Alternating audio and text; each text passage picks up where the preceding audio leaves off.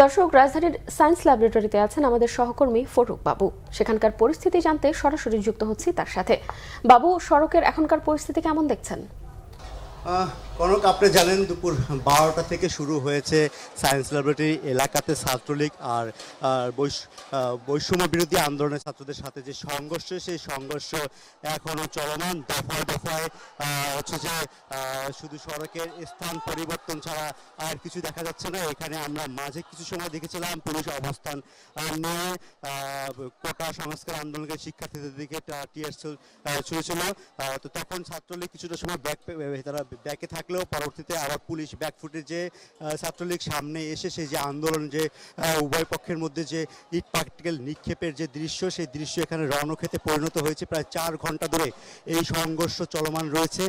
বৈষম্য বিরোধী শিক্ষার্থীদের সাথে ছাত্রলীগের যে সংঘর্ষে আমরা দেখেছি যে এখানে বেশ কিছু শিক্ষার্থী এবং আহত হয়েছেন এবং তাদেরকে হাসপাতালে নিয়ে যাওয়ার দৃশ্য আমরা এখান থেকে দেখেছি। সেই সাথে আসলে এখানে এখন সার্বিক যে পরিস্থিতি, এখানে শিক্ষার্থীরা আমাদেরকে বলছে যে পুলিশের ভূমিকা নিয়ে তারা প্রশ্ন তুলেছে, যে তারা ছাত্রলীগের সাথে থেকে তারা শিক্ষার্থীদের দিকে যে টিয়ারশেল নিক্ষেপ করেছে এবং পুলিশের সেই ভূমিকা নিয়ে শিক্ষার্থীরা আমাদের এখানে প্রশ্ন তুলেছেন। তারা আসলে খুব ক্ষিপ্ত হয়ে রয়েছে যে প্রশাসন দেশে রয়েছে কিনা সেই বিষয় নিয়ে শিক্ষার্থীরা এখানে প্রশ্ন তুলেছে। এবং সেই সাথে আসলে ঢাকা কলেজের দিকে ছাত্রলীগের যে অবস্থানটা, সেই অবস্থানটা ধীরে ধীরে দখলে নিয়েছে বৈষম্য বিরোধী ছাত্র আন্দোলনের শিক্ষার্থীরা। তারা এখানে বেশ কয়েকটি শিক্ষা প্রতিষ্ঠানের শিক্ষার্থীরা তারা জড়ো হয়ে সড়কের এখানে অবস্থান নিয়েছেন।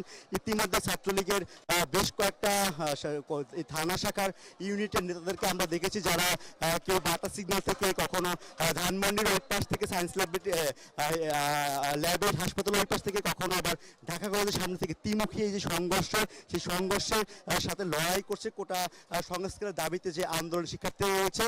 সেই কলেজ, বিশ্ববিদ্যালয় এবং বিভিন্ন কলেজের শিক্ষার্থীরা তারা তাদের ইউনিফর্ম পরে আসলে এইখানে আন্দোলনে তারা শরিক হয়েছে। আমরা ইতিমধ্যে দেখেছি এখানে আসলে পুলিশের ভূমিকাটাই বারবার এখানে প্রশ্নবিদ্ধ করছে শিক্ষার্থীরা। তারা এখানে রক্তাক্ত যে হয়েছে সেই দাবিগুলো তারা করছে এবং তারা আসলে অনেকটা ক্লান্তির দিকে সবাই চলে এসেছে বলে আমরা দেখেছি।